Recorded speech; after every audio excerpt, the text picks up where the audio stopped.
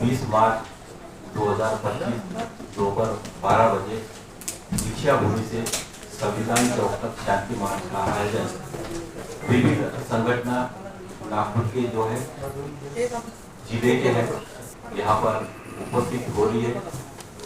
उसके साथ साथ All India Buddhist forum, the Buddhist society of India, Samata Sainik Dal, यह संस्था महत्वपूर्ण और ऑल बुद्धिस्ट ऑर्गेनाइजेशन के तत्वाधान में ये शांति मार्च का आयोजन किया गया है। आपसे सर्वप्रथम पहले मैं सभी का स्वागत करता हूँ। आज की जो पूर्व में बैठक हुई उसमें बहुत सारे निर्णय लिए गए। यह जो मार्च है, ये शांति मार्च बुद्ध भिक्षु संघ के नेतृत्व में रहेगा। सारा नियंत्रण मार्च का समता सैनिक के अधिपत्य में रहेगा और बहुत सारी जानकारी अभी हमारे प्रकाश जी दार्शनिक इस बारे में और अधिक जानकारी देंगे। हॅलो हॅलो, चहा पाठवला किती वेळ झाला? मंच पर उपस्थित पाठवलाच नाही, बनायला मग किती वेळ झाला? हमारे प्रकाश जी दार्शनिक सर, किती वेळ पूज्य भगत नागदीपांकर महादेव, सारी पुस्तक किती वेळ लागेल? सुनील सारी पुस्तक, 10 मिनिटं ठीक आहे। चहा संजय जी भुंजेले, अशोकराव जांबुलकर जी और आयोजक में से हमारे उमेश जी बोरकर जी है, सुरेश जी पाटिल है और रवि पाटिल, ऐसे कई है, अजय सहारे जी, ऐसे काफी हमारे साथी गण हैं जिसके आयोजन में ये मार्च 20 मार्च को निकलने जा रहा है। आपसे अनुरोध है कि ज़्यादा से ज़्यादा उसकी पब्लिसिटी हो। उसके अभी हमारे दार्शनिक सर। सभी को जय भीम। मैं प्रकाश दार्शनिक इस प्रेस कॉन्फ्रेंस के माध्यम से 20 तारीख को आने वाले 20 मार्च को जो शांति मार्च का आयोजन किया गया है, वो क्यों और किस लिए हम शांति मार्च का आयोजन कर रहे हैं, इसके संदर्भ में आपसे बात करना। देश के तमाम बौद्ध ये चाहते हैं कि बौद्ध गया महाबोधि महाविहार के संदर्भ में बनाया गया बौद्ध गया टेम्पल एक्ट 1949 यह गैर संवैधानिक है। इस कानून के माध्यम से अवैध तरीके का किया गया कब्जा वैध किया गया।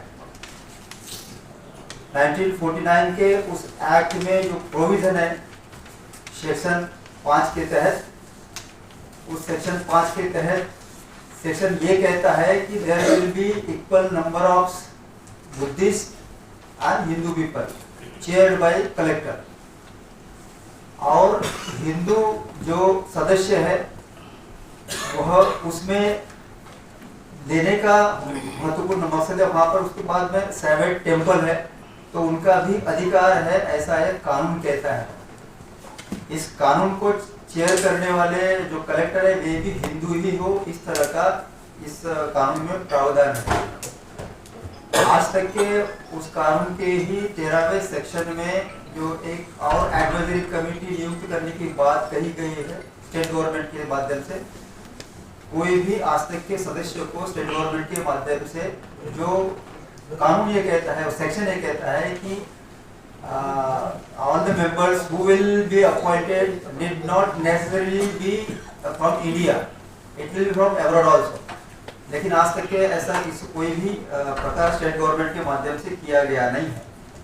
इस कानून को लागू होने के बाद में अनागरिक धर्मपाल जी ने 1933 तक के इस लड़ाई को लड़े, इसको अंतर्राष्ट्रीय स्तर पर ले जाकर के उन्होंने समस्त बौद्धिस्ट जगत का इसके ऊपर ध्यान आकर्षित किया। बावजूद इसके भारत सरकार ने इससे तवज्जो नहीं दी। उनके जाने के 16 वर्ष बाद 1949 को वह भी अंतर्राष्ट्रीय स्तर के दबाव के चलते कानून बनाया और उस कानून के माध्यम से जिनका अधिकार नहीं था उनका अधिकार भी कायम कर दिया। दुनिया का एकमात्र ऐसा धर्म है जिस धर्म पर उनके ही अनुयायियों का पूर्णतः कब्जा नहीं है। मुस्लिम रिलीजन लीजिए, मक्का मदीना में केवल और केवल मुस्लिम लोगों का प्रबंधन है, यही वहाँ का सारा व्यवस्थापन देखते हैं। जेरूसलम में जाइए आप, क्रिश्चियन कम्युनिटीज के ही लोग आधिकारिक तौर पर उसमें शरीक है और वे ही उसका नियंत्रण करते हैं। पावापुरी में जैन टेम्पल है, वहाँ पर भी केवल जैन लोगों का ही अधिकार है। अमृतसर का मंदिर देखिए, गोल्डन टेम्पल, केवल सिख का अधिकार है। हिंदुओं के देश के तमाम जो मंदिर है उसमें केवल और केवल हिंदुओं का, और मैं पर्टिकुलर जगह कहना चाहूँ तो ब्राह्मणी का कब्जा है। केवल दुनिया का एकमात्र ऐसा धर्म जिसके लोगों का अपने स्वयं के धर्म के प्लेस के ऊपर पूर्णतः कब्जा नहीं। इस बात को बिहार राज्य सरकार के मुख्यमंत्री, उनके आला अधिकारी, सेंट्रल गवर्नमेंट के प्राइम मिनिस्टर से लेकर राष्ट्रपति तक के और उनके आला अधिकारी, अल्पसंख्यक आयोग, इन सभी को बार बार निवेदन देने, पत्राचार करने और प्रत्यक्ष मुलाकात करने के बावजूद वे मानते हैं कि यह पूर्णतः बौद्धों के कब्जे में होना चाहिए, लेकिन आज तक के ये पूर्णतः बौद्धों के कब्जे में नहीं है। क्यों विरोध है? तो वहां पर जो मेजोरिटी के बल पर हिंदू कम्युनिटीज के महंतों और सदस्यों द्वारा निर्णय लेते हैं, वे तमाम निर्णय बौद्ध विचारधारा के विपरीत है। पूजा पाठ करना, बहुत सारा अभी वर्तमान में एक और वीडियो आया कि महिलाओं के साथ शारीरिक दुष्प्रचार करना, वहां पर श्राद्ध करना, पूजा पाठ करना, बेल बजाना और जो अन्य बातें हैं, उन सब बातों को किया जाए जो बुद्ध धर्म के विपरीत है। मैं सर अलेक्जेंडर कनिंघम का बौद्ध गया के संदर्भ में रिपोर्ट देखा। वो रिपोर्ट उन्होंने 1884 को लिखा है। उस रिपोर्ट में क्या है? उस रिपोर्ट में तमाम बोध गया के संदर्भ की बातें लिखते समय उन्होंने उसका पिक्चराइजेशन भी किया है।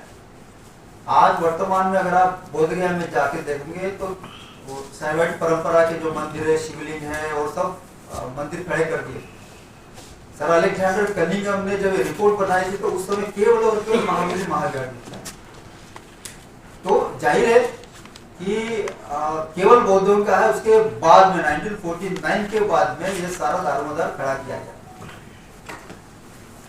बौद्ध जो हिंसक गतिविधियों को तवज्जो नहीं देते, अहिंसा के माध्यम से पिछले 134 सालों से, मतलब 1891 से लेकर तो आज 2025 तक 134 सालों से लड़ाई निरंतर लड़ रहे हैं, लेकिन संख्या में कम अल्पसंख्यक होने की वजह से किसी भी तरह की उनकी सुनवाई नहीं हो रही। ये क्यों? इस क्यों का सवाल जवाब ना तो स्टेट गवर्नमेंट दे रहा है और ना तो केंद्र सरकार है। जब पूछा जाता है स्टेट गवर्नमेंट से तो वो कहते हैं कायदा हमने बनाया जरूर, लेकिन इसके ऊपर अधिकार सेंट्रल गवर्नमेंट का है। जब सेंट्रल गवर्नमेंट से पूछा जाता है तो वो कहते हैं ये कानून हमने बनाया ही नहीं है, ये तो स्टेट गवर्नमेंट का है। मतलब बाल इधर से उधर मतलब फेंकने का काम चल रहा है।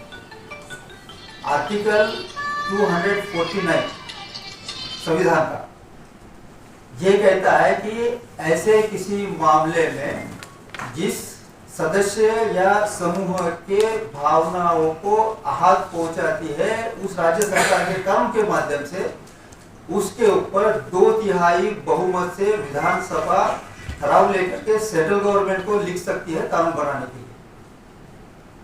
स्टेट गवर्नमेंट भी इनिशिएटिव नहीं ले रहा और सेंट्रल गवर्नमेंट तो खामोश है।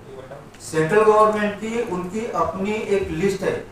आर्टिकल 246 के माध्यम से आपको शायद मालूम होगा, सेंट्रल लिस्ट स्टेट लिस्ट और कंकरेंट लिस्ट। इस सेंट्रल लिस्ट का जो 7 शेड्यूल में भाग है, उसका पहला पोर्शन है सेंट्रल लिस्ट में। उसके 67 नंबर पर सेंट्रल गवर्नमेंट को ये अधिकार है कि इन तमाम जो ये ऐसे स्ट्रक्चर्स है, मॉन्यूमेंट्स है, इनके संदर्भ में सेंट्रल गवर्नमेंट स्वयं से निर्णय लेकर कानून बना सकता है, लेकिन वो भी नहीं हो रहा है। इस कानून को वैध ठहराने के लिए और एक आर्टिकल संविधान में ही लिखा गया, आर्टिकल 30। आजादी के पहले बनाया गया कानून अगर लोग या लोक समूह के भावनाओं को आहत पहुंचाता है या फिर उनके फंडामेंटल राइट्स को वायलेट करता है, तो उस कानून को निरस्त करना चाहिए।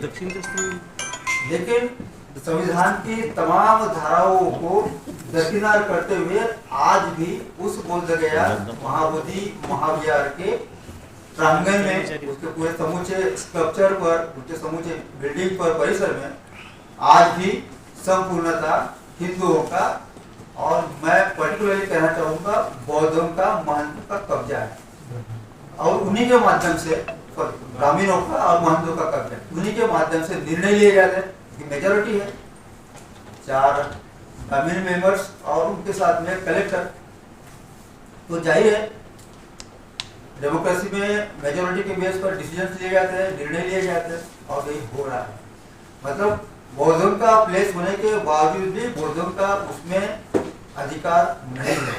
इसका विरोध करने के लिए माननीय आकाश लामा जी के मार्गदर्शन में, भिक्खुगण के मार्गदर्शन में 12 फरवरी 2025 से भूख हड़ताल का आंदोलन किया जा रहा है। वहां पर भी उन्हें कंटिन्यूस परेशान करने का प्रयास किया जा रहा है।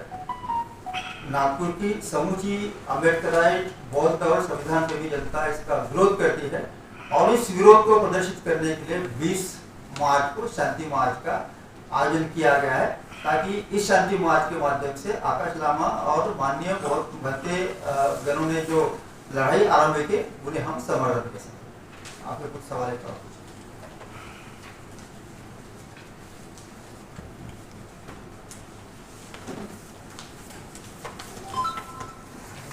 सदस्यों के सिवा दूसरा कोई भी सदस्य उस मंदिर के नियंत्रण के लिए सदस्य करके नहीं लिया जा सकता। फिर ये बात केवल बौद्धों के लिए क्यों विरोधाभासी है? केवल बौद्धों को ही क्यों एक्सेप्शन बनाया गया है? इसमें 1925 का जो सिख गुरुद्वारा एक्ट है, आजादी के पहले का एक्ट है, आज भी वो बरकरार है और वो केवल विशेष कम्युनिटी को प्रोटेक्शन दे रहा है। आजादी के बाद में भी विशेष कम्युनिटी को प्रोटेक्शन देने वाले कानून बने हैं, फिर बौद्धों के लिए कानून क्यों नहीं बनाया जा रहा है? मांगने के बावजूद 134 साल से लड़ाई जारी है। ये हमारा सवाल है सरकार से, और इसी के लिए हम इस शांति मार्च का आयोजन करके देश की जनता के माध्यम से केंद्र सरकार तथा राज्य सरकार का ध्यान अपनी ओर खींचना चाहते हैं।